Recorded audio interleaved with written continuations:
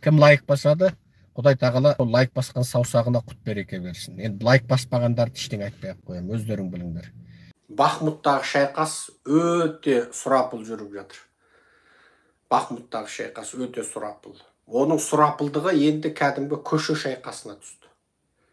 Енді тағы осы көше шайқасына түсті, орыстар енді Бахмутты алмай қоймаймыз деп олар тұр. Тіпті батыстық саясатшылардың өзі Украинге Бахмутты уақытша қоя тұрасың-ау деймін деді. Кетесің ба деді. Неге? Біз алдыңғы осыдан 3-4 күн бұрынғы лекциямызда Бахмутты сақтап отырған Украин әскерлерінде оқ-дәрі жетіспей жатқандығын айтқанбыз. Қару жоқ, қару жетіспей жатыр. Зеленский дабыл қаққан. Енді қызық, Бахмутта шайқасып жатқан Украин сарбаздары біз Бахмуттан шегінбейміз деді. Өлсек өлігіміз Бахмутта қалады деді. Енді ары айту мүмкін емес. Қандай ерлік. Және бір халықты тәрбиелеп, осыншалық деңгейге қалай жеткізуге болады? Мен түсінбей қалдым. Қайтып біреуін емес, бір 10-ын емес, 100-ін емес, миллиондаған халықты өміріңді тәркі қыл. Тұтас жақсы өміріңді тәркі қыл. Сөйтіп әне жерде өлсем, өле қалайын деп, өзіңді шешіп қоятын сондай өлермендікке, сондай ұлтжанды ұлтшылдыққа, сондай патриоттыққа қалай жеткізуге болады екен? Мына украиндер қандай шай ішеді екен, қандай су ішеді екен, менің зерттегім келеді ғой. Мына Украинның интеллигент элитасы, зиялысы, мына халықты қайтып осындай деңгейге жеткізді екен, мен зерттегім кеп тұрды. Батыстың саясаткерлерінің өзі Бахмуттан бас тартасыңдар ма, қайтесіңдер десе, ана жерде атарға оғы қалмай отырған Украинның сарбаздары шегінбейміз деп отыр.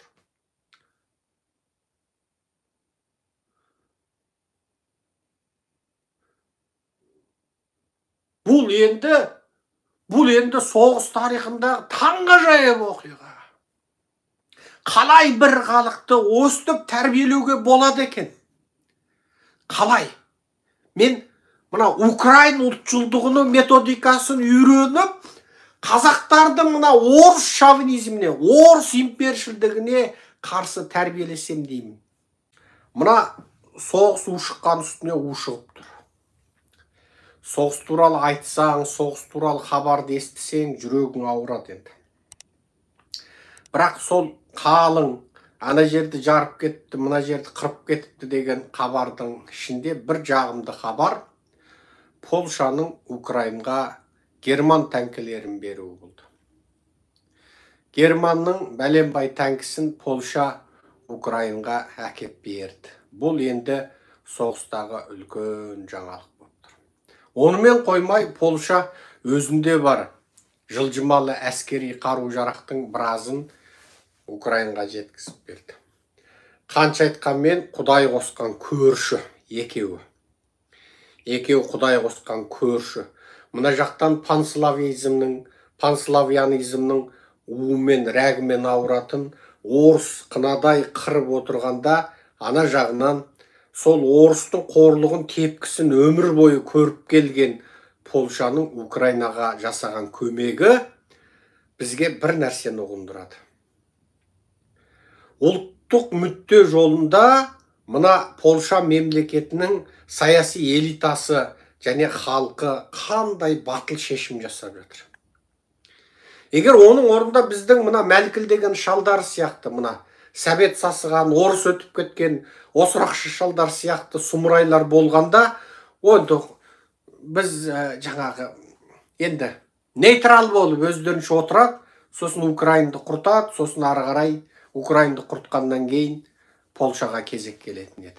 Бірақ сол қауіпті біліп, ата жау орыстың төбі айналасындағы елге опа бермейтінін біліп, Польшаның бүкіл халқы, бүкіл саяси элитасы, бір әке бір шешенің баласындай болып Украинаға қалтқысыз көмек жасап жатыр.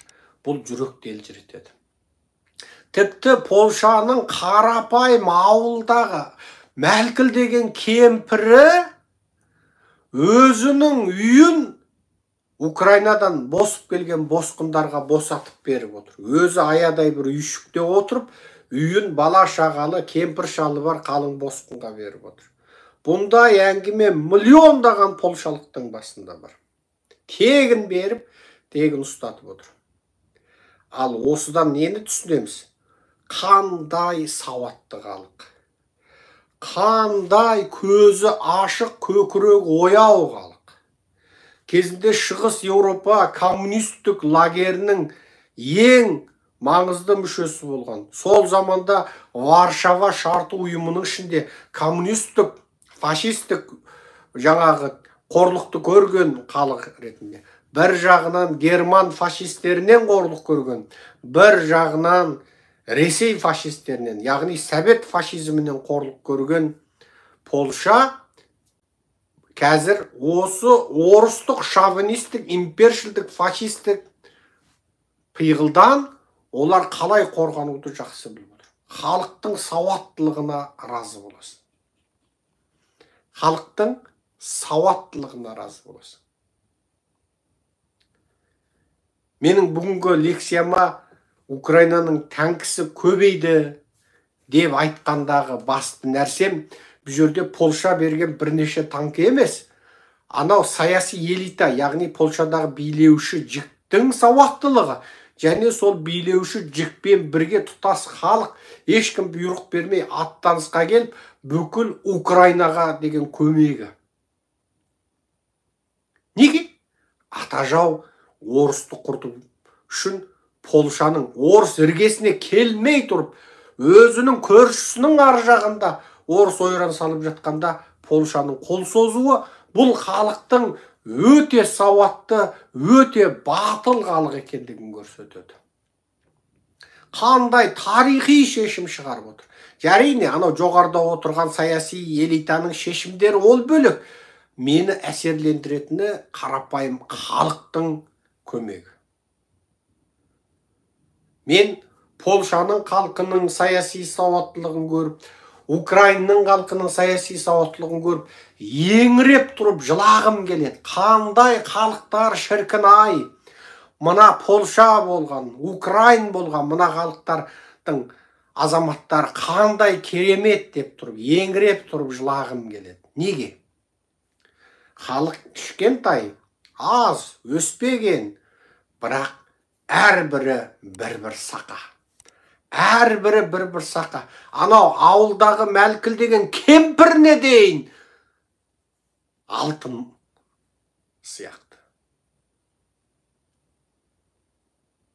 Міне, разы болатын жерің осы.